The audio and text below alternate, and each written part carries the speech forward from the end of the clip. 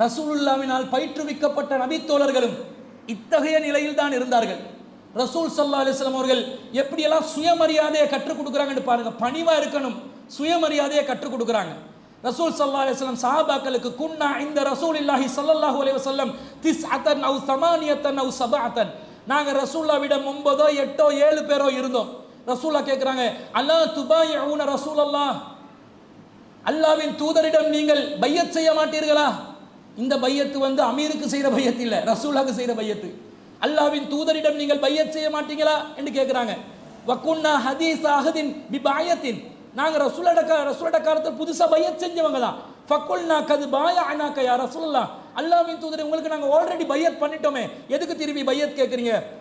அலா துபாயிஊன ரசூலல்லாஹ், அல்லாஹ்வின் தூதரிடம் நீங்கள் உறுதிமொழி அளிக்க மாட்டீர்களா, பையத் செய்ய மாட்டீர்களா? அப்போ சஹாபாக்கள் நினைக்கிறாங்க என்னமோ மெட்ரோன்னு சொல்ல போறாங்க போல. ரசூலுல்லாஹ் கது பாயஅனாக யா ரசூலல்லாஹ், அல்லாஹ்வின் தூதரே உங்களிடம் நாங்கள் பையத் செய்கிறோம். திரும்ப ரசூலுல்லாஹ் கேட்குறாங்க, சும்ம கால அலா துபாயிஊன ரசூலல்லாஹ், அல்லாஹ்வின் தூதரிடம் நீங்கள் பைஅத் செய்ய மாட்டீர்களா? கால ஃபபஸத்னா ஐதீனா வகுல்னா கது பாயஅனாக யா ரசூலல்லாஹ் ஃபஅலா நுபாயிஉக, அல்லாஹ்வின் தூதரே உங்களிடம் நாங்கள் இதோ பையத் செய்கிறோம், கையை நீட்டுங்கண்டு கை மேல கையை வச்சு இதோ பையத் செய்து விட்டோம், எதன் மீது நாங்கள் பையத் செய்ய வேண்டும், உறுதிமொழி அளிக்க வேண்டும் என்று எங்களுக்கு சொல்லுங்கள். கால அலா அன் தஅபுதல்லாஹ், நீங்க அல்லாஹ்வை மட்டும் வணங்கணும். வலா துஷ்ரிகு பிஹி ஷையா, நீங்கள் அல்லாஹ்வுக்கு எவரையும் இணை கற்பிக்க கூடாது. வஸ்ஸலவாத்தில் ஹம்சி, நீங்கள் ஐவேளை தொழுகையை நிலைநாட்ட வேண்டும். வதுதீஉ, நீங்கள் அல்லாஹ்வுக்கும் அல்லாஹ்வுடைய தூதருக்கும் கட்டுப்பட வேண்டும் என்றதை சொல்லிட்டு வஅஸர்ர கலிமத்தன் ஹஃபீஃபத்தன் வலா தஸ்அலுன் நாஸ ஷைஆ, ஒரு வார்த்தையை மட்டும் மக்களுக்கு விளங்காத மாதிரி சைலண்டா சொல்றாங்க. அலா யுபாயிஊனக ரசூலுல்லாஹ்ன்றத சத்தமா சொன்னவங்க ஒரு வார்த்தையை மட்டும் சைலண்டா சொல்றாங்க. அப்ப என்னமோ இவங்க ரசூல் ஸல்லல்லாஹு அலைஹி வஸல்லம் அவங்க சொல்ல போற மாதிரி விளங்குது என்று சொல்லி ரசூலுல்லாஹ் சொல்றாங்க, வலா தஸ்அலுன் நாஸ ஷைஅன், சத்தம் இல்லாம ரகசியமா சொன்ன வார்த்தை என்ன தெரியுமா? நீங்கள் பிறரிடம் எதையுமே கேட்டு கை நீட்டி கேட்டு பெற்றுக் கொள்ளாதீர்கள் என்றும் எனக்கு பையத் செய்யுங்க. பிச்சை கேட்க கூடாது. கடன் தாங்க, கடன் நிர்பந்தம், கேட்கலாம், திருப்பி கொடுத்துடணும். பேராசைப்பட்டு அது வேணும் இது வேணும், இந்த பொருள் வேணும் அந்த பொருள் வேணும், எனக்கு அதை தாங்க இதை தாங்க, யாருக்கிட்டையும் கையை நீட்டாதீங்க. ரசூலுல்லாஹ் இதை எதை பற்றி சொல்கிறாங்க? பொருளாதாரத்தை பற்றி தானே சொல்கிறாங்க, கடன் வாங்குறத பற்றி தானே சொல்கிறாங்க, அடுத்தவண்ட பொருளை கேட்டு பயன்படுத்துறத பற்றி தானே சொல்கிறாங்க. ஆனால் சஹாபாக்கள் எந்த அளவுக்கு இருந்தாங்கண்டா, ஃபலகத் ரஅய்து பஅல உலாயிக்க நஃபர், சஹாபாக்கள்ல சில நபர்கள், இந்த நஃபர் என்ற வார்த்தை அரபுலேருந்து தான் வந்து, உலாயிக்க நஃபர், சஹாபாக்கள்ல சில நபர்கள் யஸ்குத்து சௌத அஹதிஹிம், அவங்களோட சாட்டை குதிரை மீது பயணம் செய்யும் போது, ஒட்டகத்தின் மீது பயணம் செய்யும் போது அது கீழே விழுந்தாலும் ஃபமா யஸ்உலு அஹதன் யுனாவிலுஹு இய்யா, யாருக்கிட்டையும் அதை எடுத்துட்டாங்கன்னு சொல்ல மாட்டாங்க, அவங்களே கீழே இறங்கி தான் எடுப்பாங்க. எந்த அளவுக்கு சுப்ஹானல்லாஹ் ஒரு பணிவை ரசூலுல்லாஹ் கற்றுக் கொடுத்தாங்க.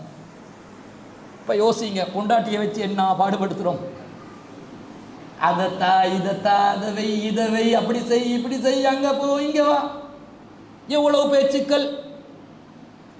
எல்லாமே ஒரு இடத்துல உட்கார்ந்தா டிக்கியை தூக்க மாட்டாங்க சில பேர், பாரம் கொழுக்க வச்சுட்டு பாரத்துக்கு அதை இங்கே கொண்டு வா இங்கே கொண்டு வா, எனக்கு அது வேணும் இது வேணும், சேட்டாயம் பண்ணித்தா அதை செஞ்சுத்தா. ஒரு ஆஃபீஸுக்கு போனாலும் எவனாவது ஒரு அடிமை ஒன்று சிக்கினான்னு வைங்க, அந்த அடிமையோட தலையில் மிளகாவை அரைப்போமா இல்லையா? ஃப்ரெண்ட்ஸ்மார்கள் இருக்கிறாங்க, அதில் ஒருத்தர் ஒரு கோமாளி இருப்பான், அந்த கோமாளியை வச்சு நல்லா வச்சு கலாச்சி அவனையே கடைக்கு அனுப்பி எடுப்பாங்க, மண்டலை குட்டுவாங்க. அல்லது ஒரு சின்னவன் மாட்டிக்கொள்வான், கடைக்கு போயிட்டு வரதுக்கண்டு நானாமார்களோட அவன் பழகக்கூடாது, அவன் யோசித்து பழகணும். நம்மளை வச்சு அரைப்பாங்க, நம்மளோட வயசுக்குள்ள ஆக்களோட தான் நாங்கள் பழகணும்னு அவன் தெரிஞ்சுக்கொள்ளணும்.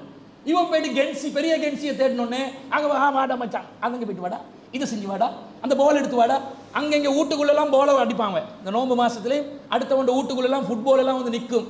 பலிகடா வாக்குறது யாரு? அந்த கைப்புள்ள மாட்டிக்கொள்ளும். எப்படி இருக்கிறாங்கன்னு பாருங்க. யாரிடமும் எந்த தேவையும் நாடாத நிலையில் ஒரு சுயமரியாதை மிக்க, இது பணிவு தானே.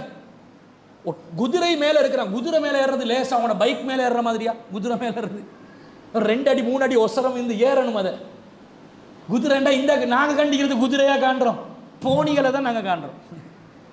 குதிரை, உண்மையான குதிரை, அந்த டிராஃபிக் போலீஸில் குதிரை வச்சிருப்பாங்க, நீங்கள் வெட்டால பார்ப்பீங்க, ஃபோர்ட்டில் காகில்ஸ் பில்டிங் கிட்ட நிற்பாங்க. அந்த குதிரையில் அவனே அரசனை ஏற்றி தான் ஒட்டியிருப்பாங்க கட்டகல்சனோட. அப்போ எவ்வளோ கஷ்டம். அப்போ அந்த நேரத்தில் இறங்கி அதை எடுத்து மீண்டும் ஏறணுமே, அதை கூட கேட்காதீங்கன்றாங்க, கேட்க மாட்டோம் என்றாங்க. இந்த பணிவு நம்மிடம், நமக்கு யாராவது வேலை செய்யணும் என்று நினைக்கிறது, நாங்கள் எங்களை உயர்த்தி கொள்ள பார்க்குறோம். நாங்களே இறங்கி வேலை செய்கிறது, நம்மளை நாம் தாழ்த்தி கொள்ள பார்க்குறோம் என்ற அந்த பண்பை இங்கே காட்டுது.